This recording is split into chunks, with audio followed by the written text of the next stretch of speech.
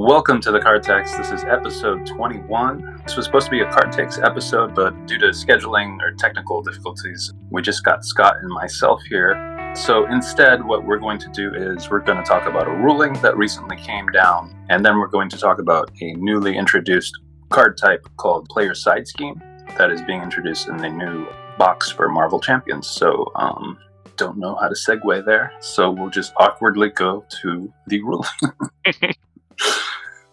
So the ruling, Scott, I'm assuming, hopefully you have it up. The ruling was about a card from the last box, correct? In the Magneto set?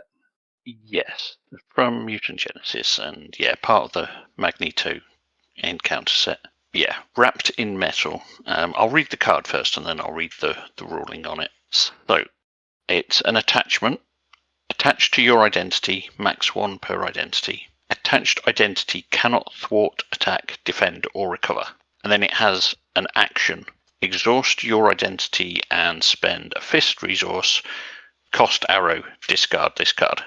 So the ruling we got, and I don't have the question that was sent to hand, but the answer we got was only the player with wrapped in metal attached can use the action on wrapped in metal. And yes, the reason is because the action ability specifies your identity, which for an attachment like this can only refer to the identity it's attached to. Yeah, so presumably the question was basically, can any player in a multiplayer game use the action when it's on a different player? So player 1 exhausts their identity and spends a fist resource to discard it off of player 2's identity. Yeah, and if not, is it because of your identity? Right. We just wanted to figure out whether the player with the attachment was kind of forced to do it themselves and without the help of other players, and which would be, reasonable for one to think, because we understand now that attachments in general, you could always have any player do them. That's always been a thing since I think it was Caleb that mentioned that it was an oversight that they hadn't put that into the rules. But generally, you can do an action on an attachment that's on another player or that's on a villain. But here, I guess there is a restriction for wrapped in metal, and possibly, as I think you're alluding to, is the implication is that other attachments with that phrase, your identity, on an action trigger, it could be the case that maybe not just anybody can trigger that. Yeah, and we'd had the clarification that obligations have to be the identity that they're affecting, or the player that controls the identity that they're affecting.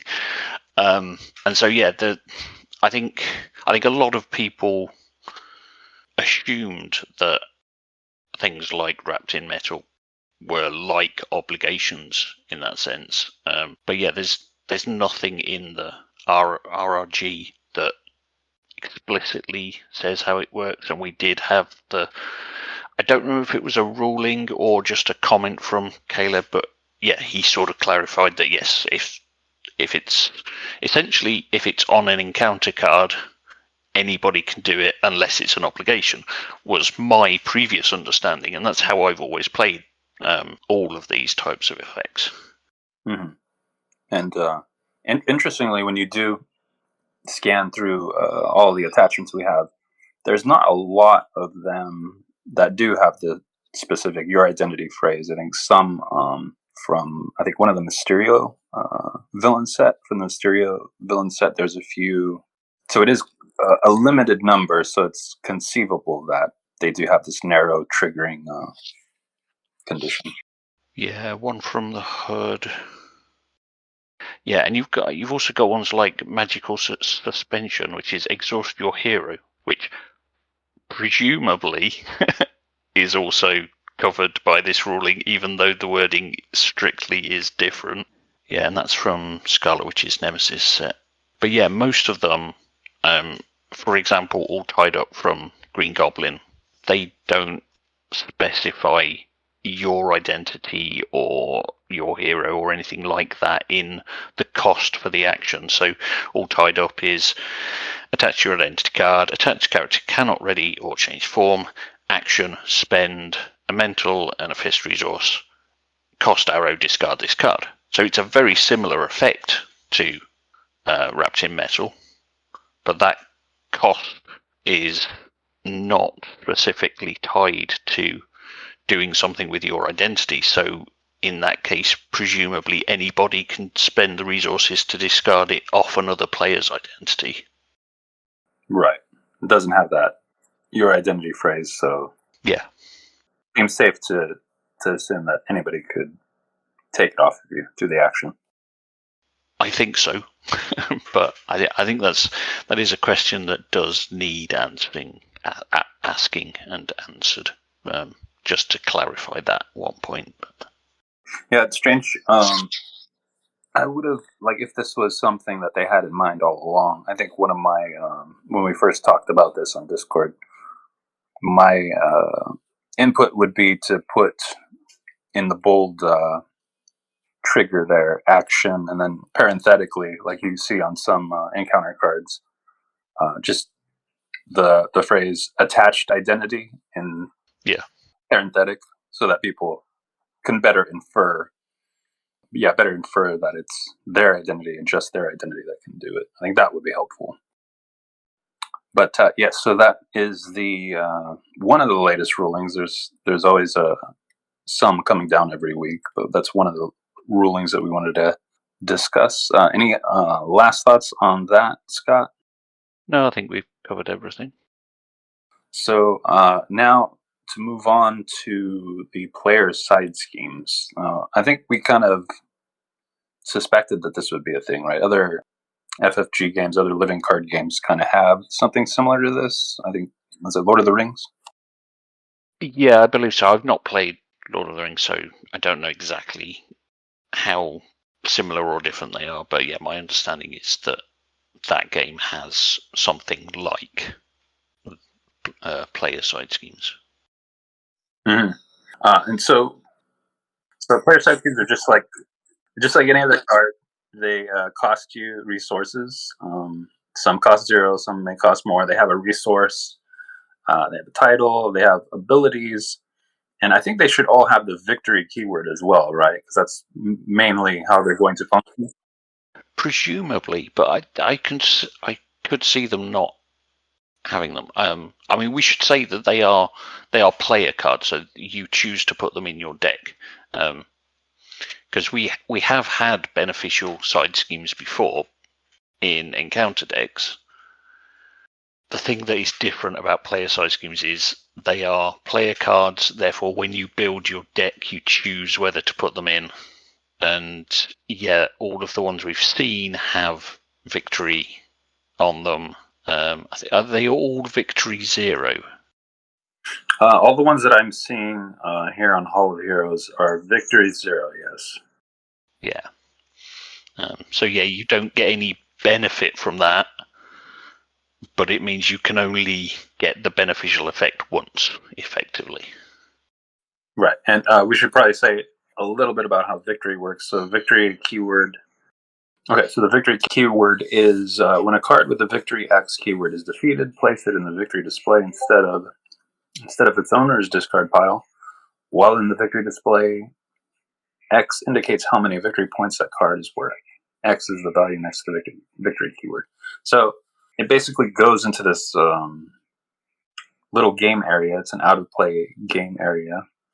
And from there, it will have some sort of an effect. Well, if it's out of play, hold on.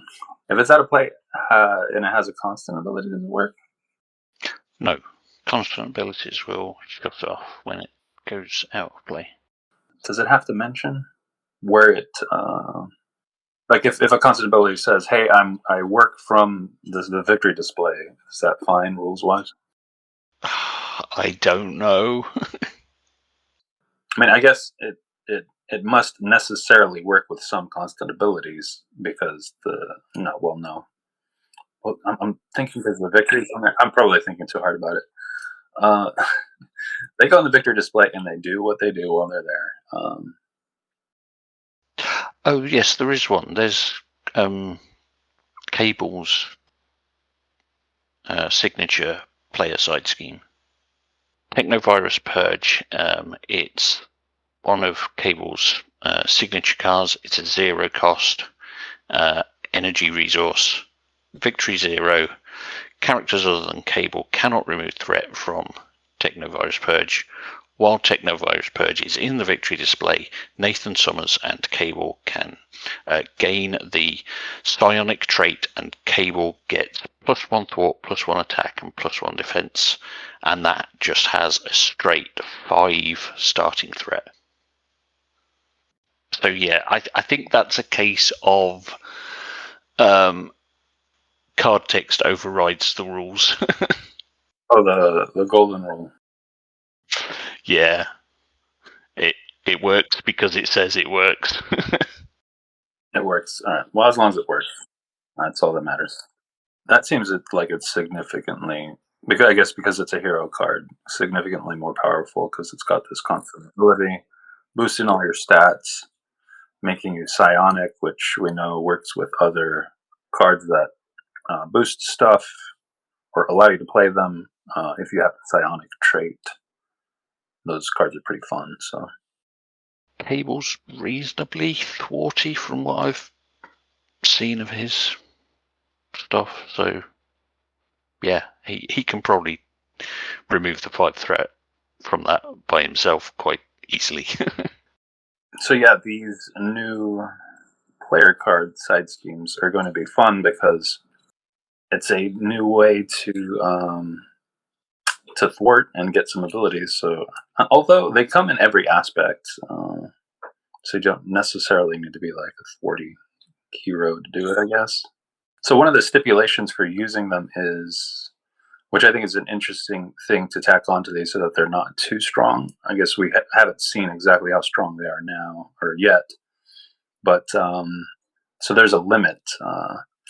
Only one player side scheme in play at a time in solo and 2-player, 2 at a time for 3 to 4 players.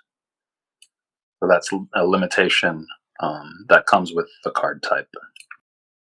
Do you think they're going to be strong cards that people are going to want in their decks and their heroes? Yes, I think so. The ones we've seen are pretty good. So we might as well talk about a couple of these cards. Established Perimeter is a protection player side scheme. It's got a energy victory 0, like most do. When defeated, give each identity a tough status card. That seems pretty strong. Oh, and it's got 2 per player starting threat. Yeah, and only costs 1. it's pretty good. Yeah. Yeah, so the leadership one that we've also seen, again it's a 1 cost. Call for backup. Has the mental resource, victory 0. When defeated, each player may search their deck and discard power for an ally and put it into play. Again, and that one is 3 per player starting threat.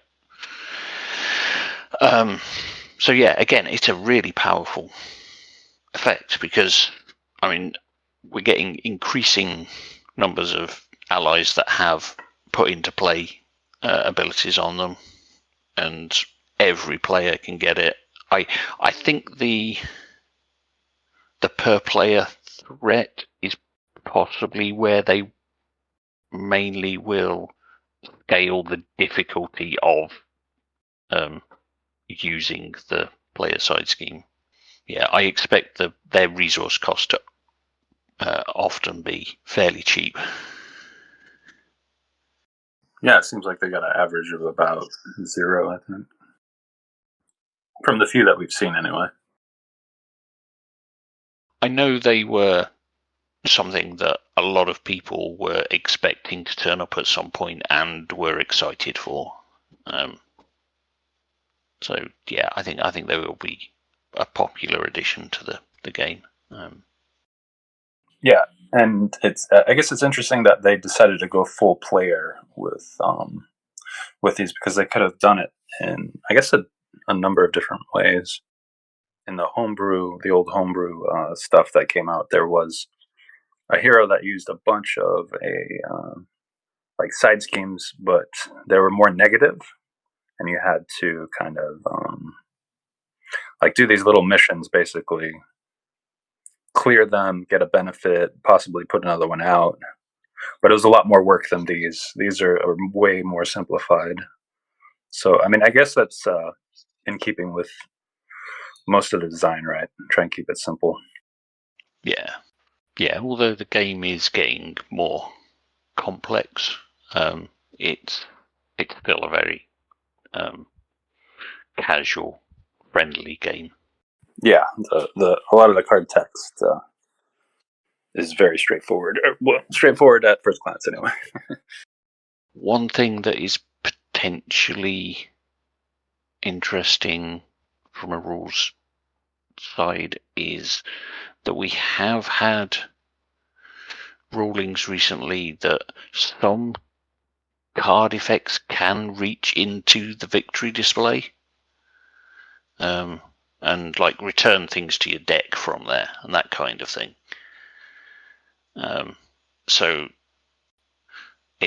they've put victory 0 on them to make them one-time use, but potentially if they're not careful about the way they word those types of effects, they could end up in a situation where you can recycle. Yeah.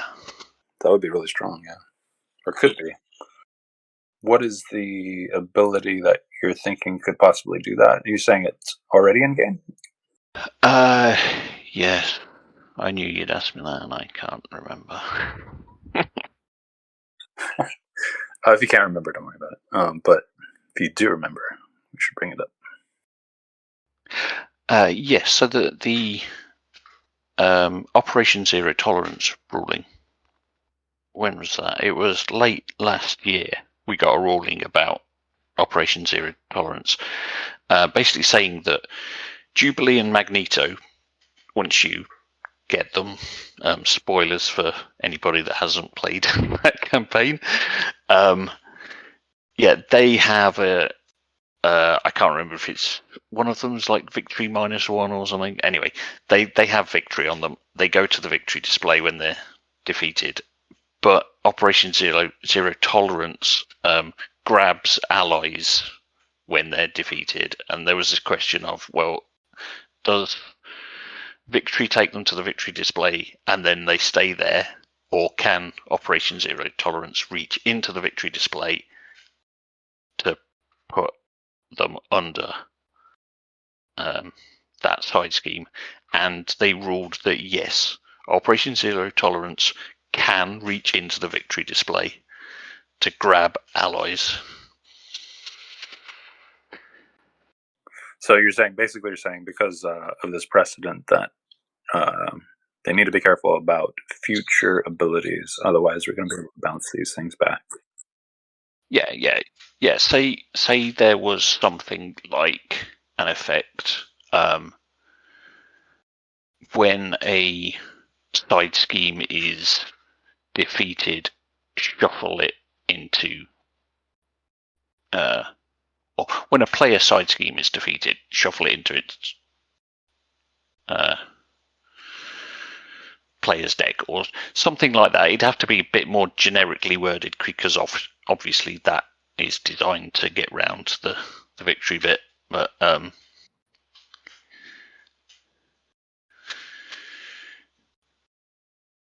yeah, some kind of effect like that, it could reach into the victory display and bring those back into, say, a player deck or their discard, or even back into play.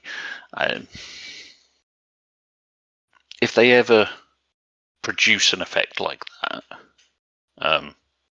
I think it will be like 5 minutes before somebody publishes a deck that just abuses that and cycles them and gets really powerful effects from just defeating them, bringing them back, defeating them, bringing them back, and yeah. Yeah, because that precedent is there, then that risk is there. It could also be something that maybe they're planning for. Maybe they expect that. It's possible, yeah. But either way, we'll find out. Find out in August.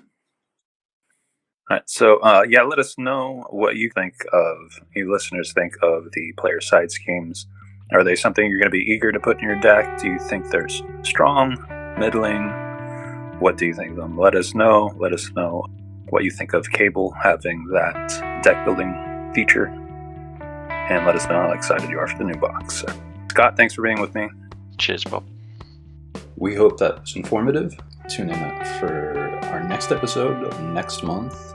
Thanks to my distinguished colleague, Scott, for joining. And remember, when you would rather not read the rules reference, listen to the card text instead.